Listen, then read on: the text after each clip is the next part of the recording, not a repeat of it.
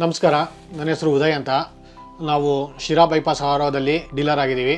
20 ತಿಂಗಳಿಂದ ನಾವು ನಮ್ಮದು ಆರೋ ಓಪನ್ ಆಗಿ 20 ತಿಂಗಳಾಯಿತು. 8-9 ತಿಂಗಳಿಂದ ನಮ್ಮ ಏರಿಯಾದಲ್ಲಿ ನಾವು ಮಾರ್ಕೆಟ್ ಲೀಡರ್ ಆಗಿ ಕೆಲಸ ಮಾಡ್ತಾ ಇದ್ದೀವಿ. ನಮ್ಮದು ಇದಕ್ಕಿಂತ ಮುಂಚೆ ನಮ್ಮದು ಜ್ಯುವೆಲರಿ ಬಿಸ್ನೆಸ್ ಇತ್ತು. ಆ ಲ್ಯಾಂಡಲ್ಲಿ ನಮಗೆ ಒಂದು ಬಿಸ್ನೆಸ್ ಎಕ್ಸ್ಪ್ಯಾಂಡ್ ಮಾಡಬೇಕು ಅಂತ ಉದ್ದೇಶದಿಂದ ಪೆಟ್ರೋಲ್ ಪಂಪ್ ಮಾಡಬೇಕು ಅಂತ ಯೋಚನೆ ಮಾಡಿದ್ವಿ. ಆ ಟೈಮಲ್ಲಿ ನಾವು ರೆಗ್ಯುಲರ್ ಆಗಿ GOBP ಬಂಕು ನಮ್ಮ ಊರಲ್ಲಿ ಒಂದು ಲೋಕಲಲ್ಲಿ ಇತ್ತು. ಅದರಲ್ಲಿ ನಾವು ರೆಗ್ಯುಲರ್ ಆಗಲಿ ಅದರಲ್ಲೇ ನಾವು ಯಾವಾಗಲೂ ಫ್ಯೂಲಿಂಗ್ ಮಾಡಿಸ್ತಾ ಇದ್ವಿ. ಅಲ್ಲಿ ಫ್ಯೂಲ್ ಕ್ವಾಲಿಟಿ ಎಲ್ಲ ಚೆನ್ನಾಗಿರೋದು ನೋಡಿಕೊಂಡು ನಮಗೂ ನಾವು ಯಾಕೆ GOBP ನಾವು ಓಪನ್ ಮಾಡಬಾರ್ದು ಅಂತ ನಮಗೆ ಅನ್ನಿಸ್ತು.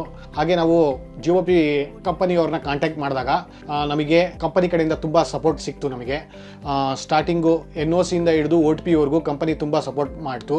ವಿತಿನ್ 1 ಇಯರಲ್ಲಿ ನಮ್ಮದು ಕಂಪನಿ ಪ್ರೊಸೆಸ್ ಸೆಟಪ್ ಎಲ್ಲ ಮುಗಿದೋಯ್ತು. ಸುಮಾರು 15ಗಿಂತ ಹೆಚ್ಚಿಗೆ ನಮ್ಮ ಔಟ್ಲೆಟ್ ಇದ್ದಾವೆ, ಅಂದರೆ 15ಕ್ಕಿಂತ ಹೆಚ್ಚಿಗೆ ಪೆಟ್ರೋಲ್ ಪಂಪ್ಸ್ ಇದ್ದಾವೆ.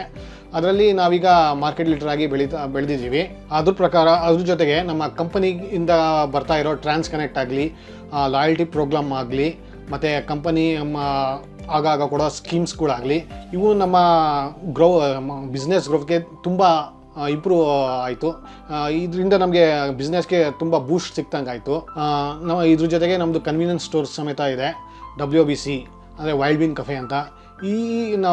ನಮ್ಮದು ಕಂಪನಿ ಸ್ಟಾರ್ಟ್ ಆಗಿ 8 ತಿಂಗಳಾದಮೇಲೆ ನಾವು WBC ವೈಲ್ಡ್ ಬೀನ್ ಕಫೆನ ಓಪನ್ ಮಾಡಿದ್ವಿ.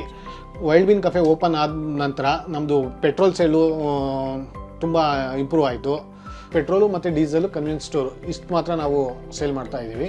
ತುಂಬ ಜನ ಕಸ್ಟಮರು ನಮಗೆ CNG ಮತ್ತು ಎಲೆಕ್ಟ್ರಿಕ್ ಚಾರ್ಜರ್ ಫೆಸಿಲಿಟಿ ಕೇಳ್ತಾ ಇದ್ದಾರೆ. ಫ್ಯೂಚರಲ್ಲಿ ನಾವು EV ಚಾರ್ಜ್ ಪಾಯಿಂಟು ಹಾಗೆ CNGನೂ ಮಾಡೋ ಪ್ಲ್ಯಾನ್ ಇದೆ ನಮಗೆ. ನೀವು ಕೂಡ ಪೆಟ್ರೋಲ್ ಪಂಪು ಇಲ್ಲ RO ಓಪನ್ ಮಾಡಲಿಕ್ಕೆ ನೋಡ್ತಾ ಇದ್ದೀರಾ? ಹಾಗಾದರೆ ನೀವು ದಯವಿಟ್ಟು GOBPಗೆ ಹೋಗಿ. ಯಾಕಂದರೆ GOBPಯಿಂದ ನಿಮಗೆ ಲ್ಯಾಂಡ್ ವ್ಯಾಲ್ಯೂ, ಬ್ರ್ಯಾಂಡ್ ವ್ಯಾಲ್ಯೂ ಎರಡೂ ಇಂಪ್ರೂವ್ ಆಗುತ್ತೆ. ಯಾಕಂದರೆ ಇದರಿಂದ ನಿಮಗೆ ಫ್ಯೂಚರ್ ರೆಡಿ ಇದೆ. ಹಾಗಾಗಿ ನೀವು GOBP ಪೆಟ್ರೋಲ್ ಪಂಪ್ ಹೋಗೋದ್ರಿಂದ ನಿಮಗೆ ತುಂಬ ಅನುಕೂಲ ಆಗುತ್ತೆ.